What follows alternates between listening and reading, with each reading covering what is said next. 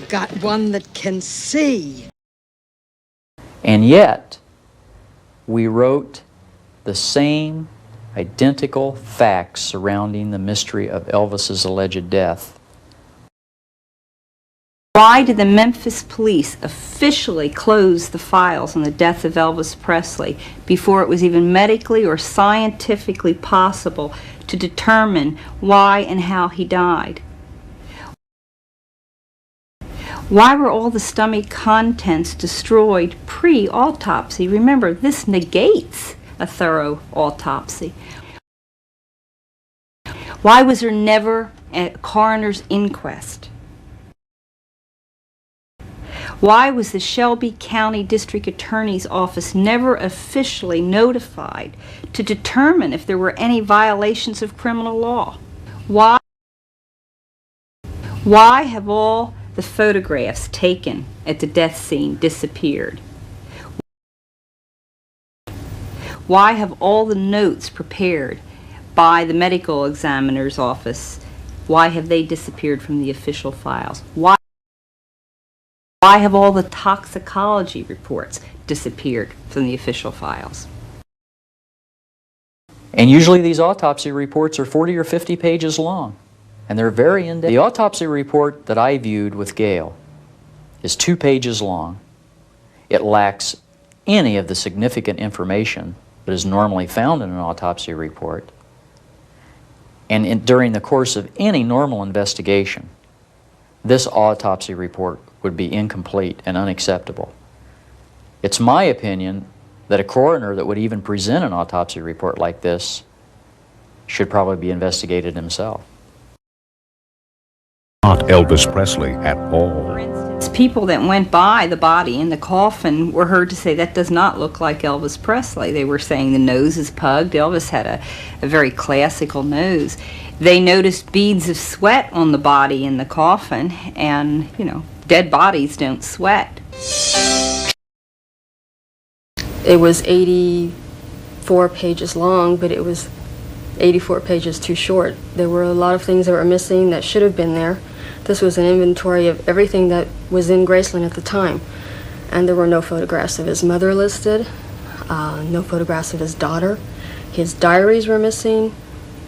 Most of his jewelry was gone. He had maybe 5 pieces of jewelry listed, and everybody knows Elvis loved jewelry, and he had a tremendous amount of rings and watches and necklaces, pendants. None of those were there. Some of his cars were missing. A plane was missing. It was unbelievable. And Vernon spelled Elvis's name on the gravestone with 2 A's, even though he officially changed the spelling of his name on his birth certificate from 2 A's to 1 A. Also, Elvis went by 1 A. He signed his contract with 1 A. His marriage license had 1 A. His Army papers had 1 A. Another thing that's unusual is the position of the burial plots. Elvis is not placed next to his mother. He is between his grandmother and Vernon. Them out, and this time I saw something in one of the pictures that I hadn't seen over the years that I was looking at them. Of course, I wasn't really studying them, but the sun had just hit on this picture in such a way that it picked up this image sitting in the doorway, a shadow in the doorway. For curiosity's sake, not that I'd know who was there, I wanted to see what it was. I took my son's magnifying glass, put it on the picture, started pulling it away from the picture to get a good visible view of it, and I was just shocked. I could not believe what I saw. My God, I had Elvis Presley sitting in the doorway, looking out at the fans walking past his grave. I have had the...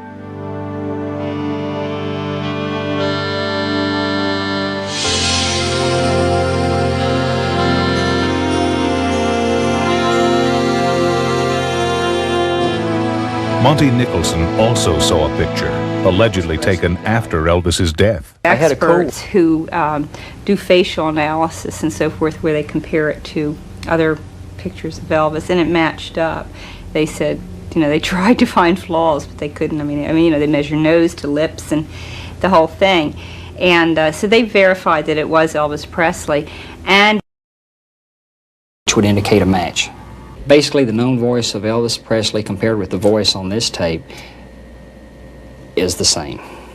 What was I would find out that Elvis Presley filled out and signed his own death certificate.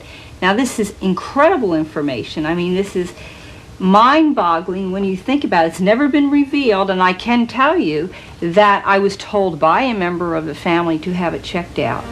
I examined these two documents and compared them by measuring the slant of the handwriting, the spacing between the letters, spacing between the words, the size of the letters, and the individual letter formations. I also made transparent photocopies where I could lay one photocopy or transparent copy on top of another one for close comparison. I examined these under transmitted light with a light table. The result of my examination was that I found that the slant matched on both documents, that the size of the letters was the same, the spacing between the letters was the same, and many of the individual letter forms were the same. My conclusions after this exhaustive examination was, in my professional opinion as a document examiner, that the same person who wrote the letter to President Nixon also wrote the Elvis Presley death certificate or medical examiner's report of Elvis Presley's death. In these documents, Elvis was a subject of numerous death threats. Some of these threats came from well-known underground figures, and it was also common knowledge that an undercover agent traveled as one of Elvis's band members. He may very well be a part of the witness protection program. But being a member of the law enforcement community myself, this prevents me from ever undermining any efforts of another law enforcement agency. And it also prevents me from telling you the answer to this question, which I know is the truth. 3 facts came to light when I began to research this question. My sources tell me that in March of 1977, a full 3 months before Elvis died, he cashed in 3 life insurance policies for just shy of $2 million. Shortly after his death, fact number 2, there was a checking account, a private checking account, with an excess of $1 million that vanished and has not been explained as yet. Third fact, there's still a remaining insurance policy that is yet to be cashed. What is the significance of this? It's just this.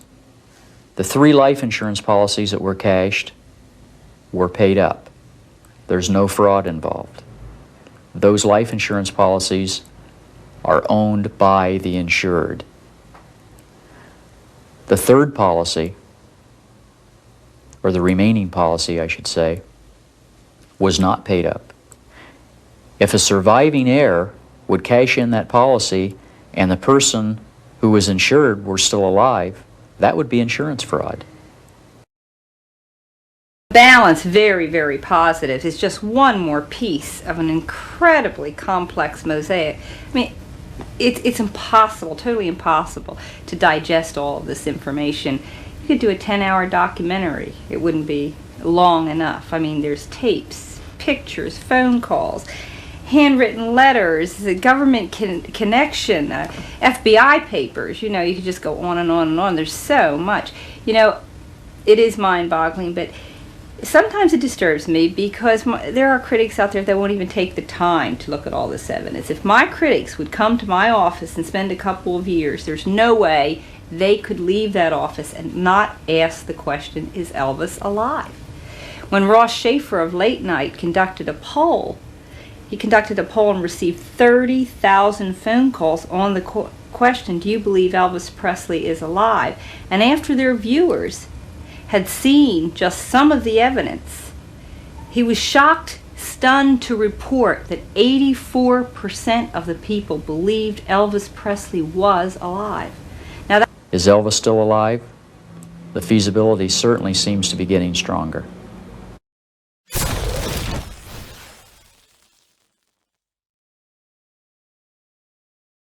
You know, privileged children are you know. And Elvis wanted her to have everything. Because he didn't really know. He too grew up very, very poor. Yeah, Poe. And it's exactly what you said the other day. Poe, right. Poe. And he said, you know,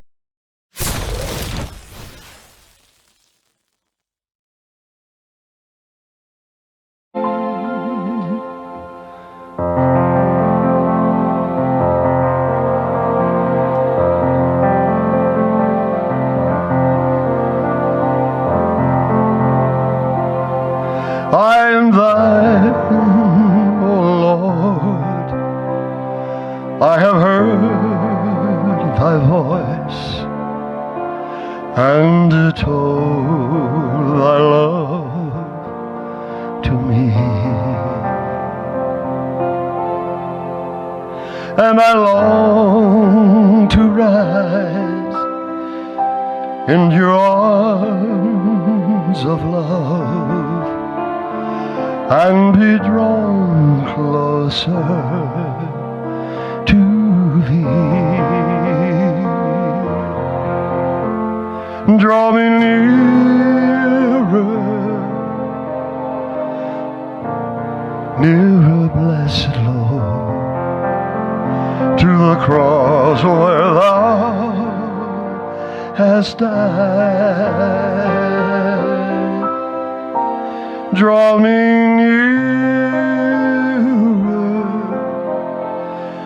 nearer, blessed Lord, to thy precious bleeding side. Draw me nearer,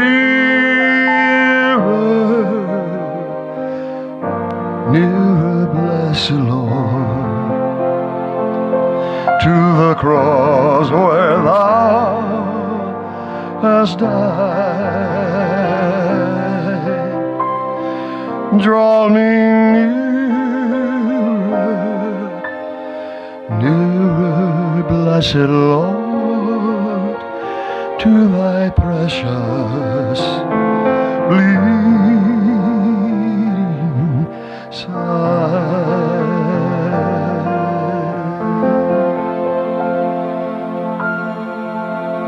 It's where I want to be. Amen.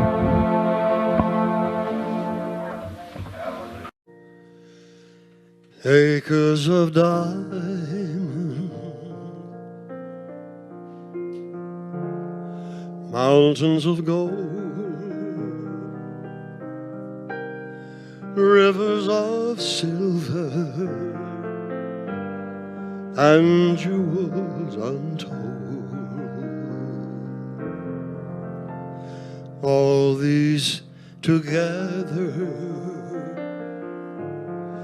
couldn't buy you or me peace when we're sleeping, nor a conscience that's free. A heart that's contented, nor a satisfied mind.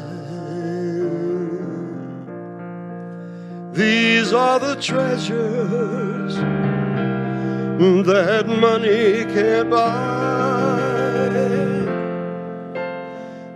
But if you have Jesus, there's more wealth in your soul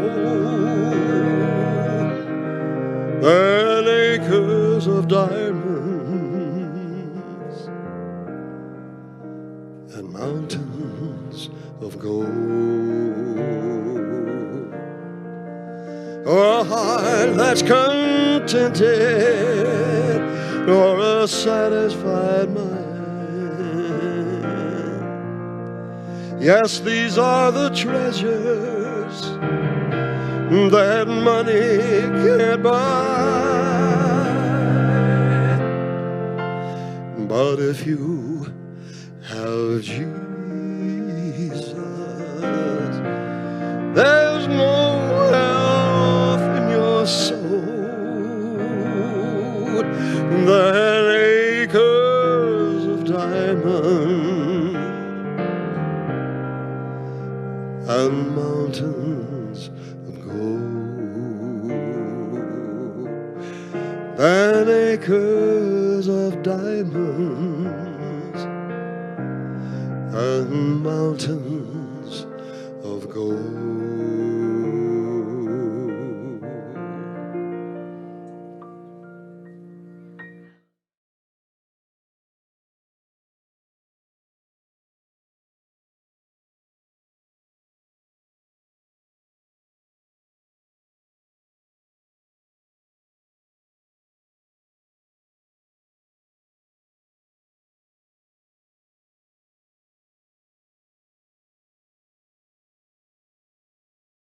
I've got one that can see.